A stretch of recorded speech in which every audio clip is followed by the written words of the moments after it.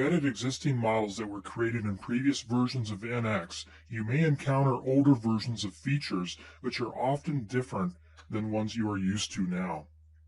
I'll demonstrate a couple of examples without going into too much detail. If you primarily work with recently created models, you'll likely not encounter this at all. This model is identical to the one in the previous video, though its model history looks a lot more cluttered. It was modeled with an instance array instead of a pattern feature used in the current version. I'll edit one of the counterboard hole instances. What displays is a dialog with two buttons, one for editing the feature and one for editing the instance array. I'll click to edit the feature. This displays the familiar dialog as the legacy hole features have been automatically converted to modern ones. I'll edit the diameters. Legacy holes used what are called positioning dimensions rather than sketches as they do now. These display in the graphics window when you are editing, and you can double-click one to change it.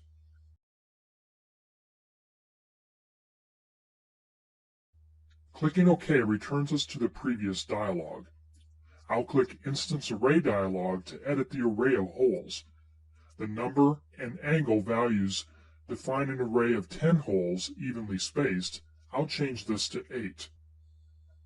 Clicking OK once again returns us to the previous dialog, and clicking OK again updates the model.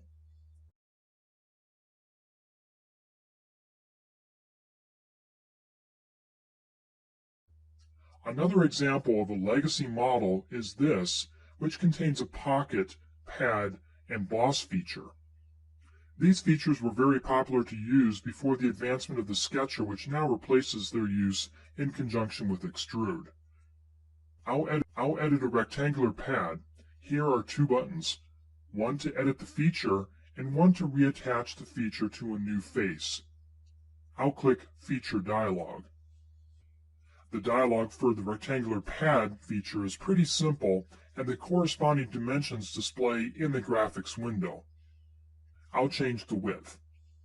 Notice the change does not preview. The model will not update until you click OK to both dialogs. I'll click Reattach. Notice this dialog has selection steps, in this case to define a placement face, reference direction, and positioning dimensions for the rectangular pad.